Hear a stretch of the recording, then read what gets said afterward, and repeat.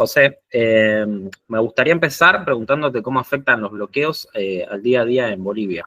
Hola, hoy es el día número 17 de bloqueo que tenemos en Bolivia. Cochabamba, donde vivo, está totalmente aislada. El expresidente Evo Morales prácticamente se está escondiendo en el Chapare porque él está siendo perseguido por la justicia ordinaria por la supuesta comisión de ilícitos con menores.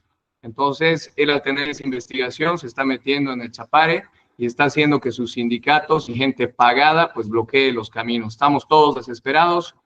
Nos está afectando. En Cochabamba solamente hasta el momento ya se ha perdido en la economía más de 200 millones de dólares, lo cual es muy duro, porque ya veníamos mal a nivel macroeconómico gracias a la pésima administración de los comunistas del movimiento al socialismo. Terrible. ¿Y qué factores podés inferir que impulsan esta interna entre Arce y Morales? ¿Es una disputa de poder, lisa y llanamente, o hay otra cosa de fondo? Es una pelea entre dos comunistas que le han hecho mucho daño a Bolivia porque están disputando el poder. Evo Morales quiere volver a ser candidato a la fuerza, violando la constitución política del Estado, las resoluciones internacionales de la Corte Interamericana de Derechos Humanos y violando sentencias constitucionales que tienen carácter de vinculante, que dicen que no puede existir una elección indefinida para ningún ser humano. Entonces, ahí andan peleando porque Luis Arce sí podría ser candidato por segunda vez, lo permite el artículo 168 de la Constitución Política del Estado boliviana, pero Evo no y quiere forzar todo esto. Entonces, están peleando a partir de ahí y eso se han sumado delitos de orden público que no son delitos políticos que le están afectando bastante a Evo Morales. Ok. ¿Y ves una solución no violenta a esta interna política o va a terminar sí o sí en un choque? El problema es que en este momento el presidente Luis Arce, y se lo he pedido por redes sociales y por otros medios, tiene que cumplir con la Constitución. La obligación del presidente y sus ministros es garantizar que tengamos acceso a medicina, alimentación, a libre locomoción, y no lo está haciendo. Ya van 17 días que nos están impidiendo esto a todos los bolivianos, y él no está cumpliendo con su mandato constitucional y lo está haciendo muy mal. Él tiene dos caminos: o desbloquea o renuncia, porque Evo Morales, a través de su gente, ha pedido que renuncie o adelante elecciones. Y el país entero, con la situación económica que vivimos, más este bloqueo, necesitamos soluciones. Al final de cuentas, estos comunistas no pasan del 30% de aceptación, y eso estoy siendo muy generoso con eso, y están perjudicando al restante 70% del país. Están destrozando la economía, están haciendo que los inversionistas privados busquen otros lugares, hay desempleo, ya está empezando a escasear el alimento en Cochabamba. ¿Y qué opinas del supuesto intento de asesinato contra Evo Morales, que se viralizó en las redes y fue muy cuestionado por todo lo que se vio, ¿no? Mucha gente plantea que fue algo completamente armado. La opinión de los peritos es que con 14 tiros al vehículo de Evo Morales le hubiera llegado por lo menos uno, y eso es lógico. Sabemos que hace unos meses atrás el presidente Luis Arce hizo un show, hizo la payasada de un autogolpe o un golpe simulado para llamar la atención y subir unos cuantos puntos ante la población. Ahora Evo Morales, en la misma línea de izquierda comunista radical que mantienen, pues ha hecho otro show para distraer la atención de una publicación que sacó un periodista español y que había anunciado que lo iba a hacer el mismo domingo. Entonces, unas horas antes de que saque su trabajo investigativo periodístico, Evo Morales hace toda esa pantomima de persecución, ¿no? Para distraer la atención. Pero aquí hay un elemento esencial. Arce y Evo Morales están distrayendo con esa pelea a todo el país. El tema esencial es que la economía boliviana está un desastre. Tenemos déficit fiscal, casi no tenemos reservas internacionales, el precio del dólar en el mercado informal ha subido bastante, eso genera problemas, las importaciones están un desastre, no hay exportación, no hay inversión extranjera y nos están distrayendo con esas peleas entre ellos dos, destrozando la economía del país y dejándonos prácticamente sin reacción, porque todos sabemos que si todo el país tiene que andar buscando cómo alimentar la familia, estar ocupados en las actividades diarias para poder sobrevivir, pues a quién le va a importar los temas políticos. Lo que queremos son soluciones y ellos aprovechan de eso para que toda la población no le dedique tiempo a ver el verdadero problema. Y esa es una jugada que hacen todos los gobiernos de la izquierda que estamos viendo a nivel mundial. es un desastre. Nos vuelven más pobres a todos a título de igualdad para que no tengamos capacidad de reacción y esto ya no se puede permitir. Y esta pregunta tal vez va un poquito más relacionada con inquietudes que tenemos más que nada acá en Argentina, que sería cuál es la naturaleza que tiene el gobierno actual en su relación con Irán, y cómo podría llegar a cambiar este vínculo ante un eventual gobierno de usted. A ver, he visto declaraciones de la ministra Patricia Bullrich de Argentina que les preocupa mucho en el tema de la seguridad interna de Argentina que existan relaciones entre Irán y Bolivia, y ella también ha denunciado que hay presencia de grupos iraníes en Bolivia. Quiero que sepan los argentinos y la comunidad internacional que ningún medio de comunicación en Bolivia ha asegurado la presencia de terroristas o de iraníes con bases en territorio boliviano. La noticia ha llegado a conocimiento de medios bolivianos gracias a la declaración que dio la ministra aquí se menciona. Ahora, yo soy precandidato del Frente Conservador Liberal Boliviano y cuando ganemos las elecciones el próximo año vamos a revisar todo ese tipo de relaciones, vamos a cortar las relaciones con Irán porque lo que ellos hacen es terrorismo. Y esta es una lucha entre el bien y el mal. No hay dónde perderse. Los que no creen en Dios, por eso hablo del Frente Conservador, pues no está bien que anden por ahí gobernando, porque ahí hacen daño a la patria, hacen daño a las familias, destruyen el núcleo de la sociedad que es la familia y nos coartan las libertades. Entonces la posición es clara y es frontal. Nosotros, cuando seamos gobierno, vamos a romper relaciones con Irán. Sí. En cuanto, ahora yendo un poquito más al tema de la economía, ¿no?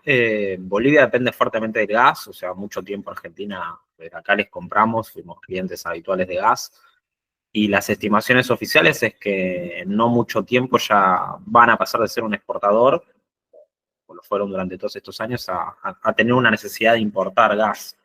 ¿Qué medidas tomarías al respecto en ese plano? ¿Evaluás tal vez una privatización del recurso o una administración tal vez más eficiente desde el Estado? A ver, primero hay que poner un poquito en contexto. El año 2002, 2003, hubieron unos grandes escándalos en Bolivia, movidos por el que luego fue presidente durante tantos años, Evo Morales. Miren, les estoy hablando de hace más de 20 años, donde hicieron el reclamo de que no se debería vender vía Chile el gas que se había encontrado y que se tenía grandes cantidades de reservas en ese momento. Tiempo después, por un tema ideológico y de pelea, se acabó vendiendo vía Argentina, vía su país, y Argentina pues ya fue vendiendo donde le correspondía, seguramente también hacia Chile. Han pasado los años, se han recaudado por la venta de gas durante todos los años de gobierno de Evo Morales más de 60.000 millones de dólares. Y esa plata ha desaparecido. La han invertido mal y en este momento no tenemos ni siquiera reservas internacionales netas. Es bueno que sepan a nivel internacional que Bolivia ha llegado a tener 15.000, 20.000 reservas, cantidad de dólares, millones de dólares en reservas internacionales netas. Y en este momento, gracias al gobierno izquierdista comunista del movimiento al socialismo, no llegamos ni a 1.500 millones de dólares. Entonces, es un desastre lo que han hecho. Para resolver el problema del gas, hay otro elemento esencial que tú, Alan, lo tocas muy bien. Hay cálculos que en menos de 2 años se va a terminar el gas para poder exportar en Bolivia. Y ojo, hay otro cálculo. Es muy posible que para antes del 2030, si Bolivia no hace algo urgente, va a tener que acabar comprando vía Chile gas de Estados Unidos o de algún otro país. Entonces, miren qué paradójico. Resulta que el 2002, 2003 han hecho todo un escándalo para no vender vía Chile y ahora nos han llevado durante el gobierno del movimiento al socialismo a que de aquí a un tiempito tengamos que comprar gas de otros países vía Chile. Qué barbaridad, ¿no? Ahora, yendo a solucionar el problema, lo que nosotros tenemos que hacer es explorar para poder explotar. Tenemos reservas de gas, pero no se ha hecho la exploración debida. Y para hacer la exploración se necesita mucha capacidad técnica y mucho dinero. Y esa capacidad técnica no la tenemos en Bolivia. Y la cantidad de dinero para lograr esa exploración, pues tampoco, porque estamos con un estado prácticamente quebrado. ¿Qué es lo que vamos a hacer? Tenemos que atraer inversión internacional y capitalizarnos con plata del exterior. Y eso es atraer inversión privada de otros países y abrirnos al mercado y tener libre comercio. De esa manera vamos a volver a tener reservas que sean explotables, es decir, que se vuelvan dinero, que se vuelvan dólares y que Bolivia vuelva a tener ingresos por concepto de gas.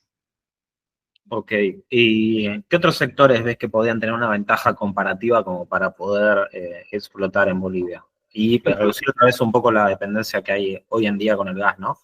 Sí, lo que pasa, tenemos el litio también, que no están haciendo nada, están dejando pasar esa oportunidad tan grande que hay en el mundo, porque ya se han encontrado otros yacimientos de litio en otros países. Eso es por la lentitud con la que trabaja el gobierno del movimiento al socialismo. Pero otro elemento que es esencial, tenemos que abrir las exportaciones. Ahorita nosotros tenemos un régimen de exportaciones muy controlado y eso evita que haya un libre mercado, una libre competencia a nivel mundial entre los bolivianos y los empresarios que quieran venir a invertir aquí al país.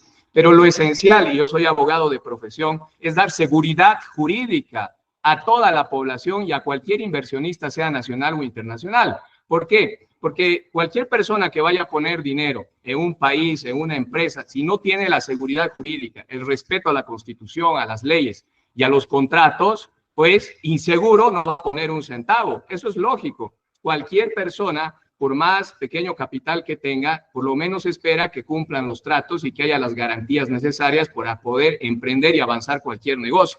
¿Y qué es lo que hemos estado viviendo en Bolivia? Que los órganos de poder están supeditados al órgano ejecutivo. En Bolivia, según la Constitución, en su artículo 12, sostiene que hay el órgano ejecutivo, legislativo, judicial y electoral, pero estamos viviendo en que no hay esa independencia que reza la Constitución. Entonces el Ejecutivo acaba mandando sobre los otros órganos, en algunos casos de manera disimulada y en otras formas de manera directa, lo cual da inseguridad jurídica. Nuestro Poder Judicial tampoco está bien. Entonces lo que hay que hacer son reformas de orden constitucional e ir al problema estructural de la administración de justicia y generar un verdadero sistema de pesos y contrapesos para que haya respeto y exista seguridad jurídica.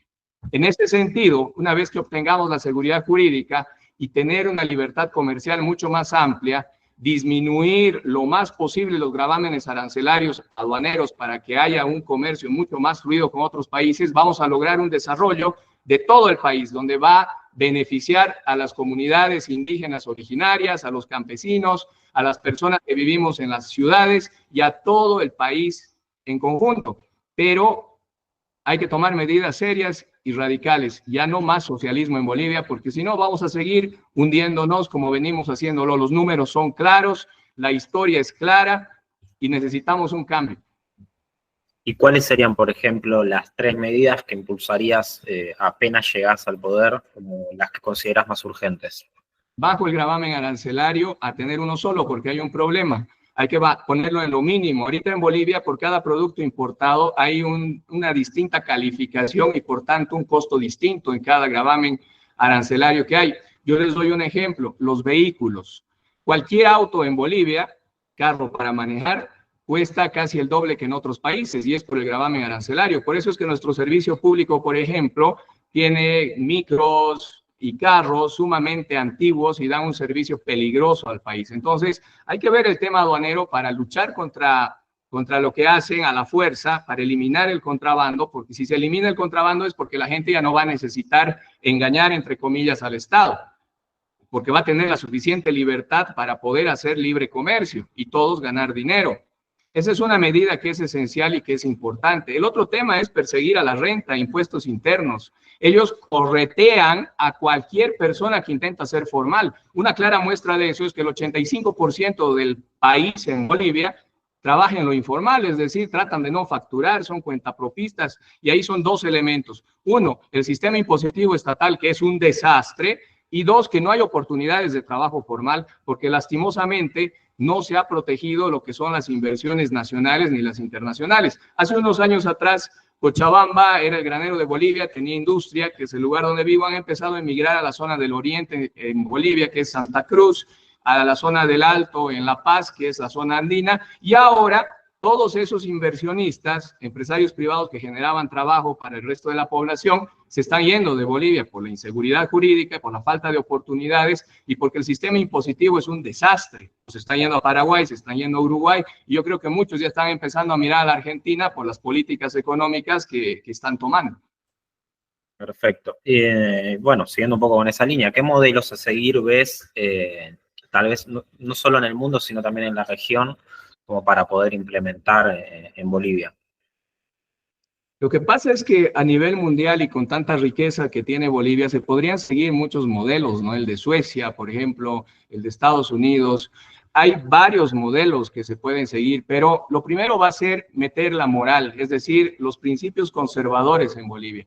Tiene que volver Dios a las familias bolivianas, tiene que volver ese sentimiento patriótico que se está perdiendo gracias al movimiento, al socialismo. Ya no hay los himnos nacionales de los lunes, las reflexiones nacionales que habían en los colegios, ya no son obligatorias, ahora son voluntarias. Se tiene que retomar el respeto a la familia, porque es el núcleo esencial, y tenemos que buscar la libertad económica.